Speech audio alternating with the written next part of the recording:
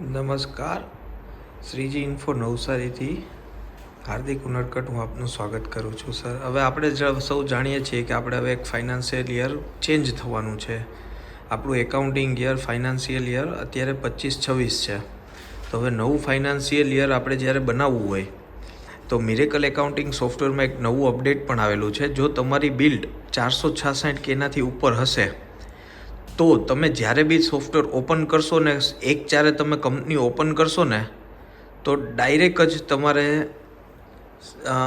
એક ઓપ્શન આવી જશે. જ્યારે તમે તમારી કંપની ઓપન કરશો ને એટલે સીધું આ ટાઈપનું એક તમને ઓપ્શન ખુલી જશે. તમે કંપની ઉપર એન્ટર આપશો એટલે કે ભાઈ તમારે નવું ફાઇનાન્શિયલ યર બનાવવું છે. જો તમે યસ આપી દેશો તો જો રાઈટ સાઈડ પર જેમ 25-26 છે એ જ રીતે નવી પ્રોસેસ થશે ને નવા વર્ષની અંદર 25-26ની જગ્યાએ 26-27 આવી જશે. જો તમારું સોફ્ટવેર અપડેટ ના હોય, અધરવાઇઝ તમે પાછળથી એમાં ન આપી દીધું ને પાછળથી યર બનાવવું હોય તમારે તો સેમ આપણે જે પહેલાં કરતા હતા એ રીતે અહીંયા યર ચેક કરી લેવાનું. આપણે ખાસ 25-26 છે. હવે આપણે અહીંયા યુટિલિટીની અંદર જઈએ, યર એન્ડ, એમાં ન્યૂ ફાઇનાન્શિયલ યર, બરાબર, એન્ટર આપશું એટલે પ્રોસેસ થશે. હવે ફોરવર્ડ લખેલું આવે તો એન્ટર અને એન્ટર આપી દેવાનું. જેવું એન્ટર આપશો એટલે એ પ્રોસેસ કરશે સોફ્ટવેર. પ્રોસેસ થઈ જશે એટલે ઓટોમેટિક તમારું જેમ રાઈટ સાઈડ પર અત્યારે આપણું યર બતાવે છે 25-26નું, એ જ જગ્યાએ તમને અત્યારે નેક્સ્ટ 27-28 બતાવી દેશે, 26-27 બતાવી દેશે.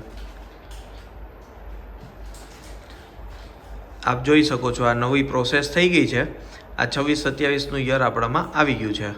હવે આ યર ક્યારે બનાવવું તો એ તમે ગમે ત્યારે બનાવી શકો છો. જ્યારે બી તમારે નેક્સ્ટ ફાઇનાન્શિયલ યરના ટ્રાન્ઝેક્શન કરવા હોય ત્યારે બી બનાવી શકો, હમણાં બી બનાવી શકો છો.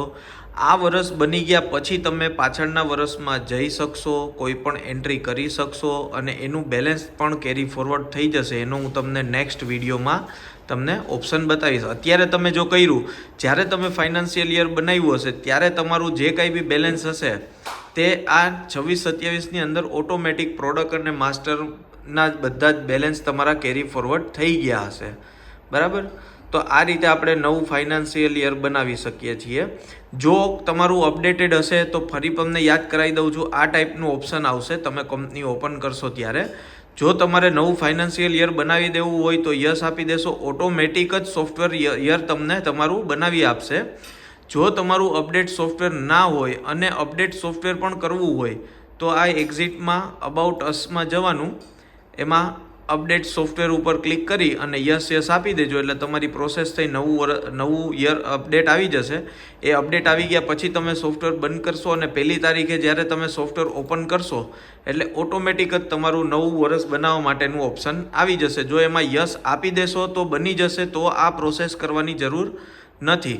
બાકી તમારે આ યુટિલિટીની અંદર જે યર એન્ડ, એમાં ન્યૂ ફાઇનાન્શિયલ યર પર ક્લિક કરીને જે આપણે હમણાં પ્રોસેસ કરી તે પ્રોસેસ તમારે કરી દેવાની છે. આપનું આવનારું ફાઇનાન્શિયલ યર સારું રહે તે બદલ શુભેચ્છાઓ. ધન્યવાદ. નમસ્કાર.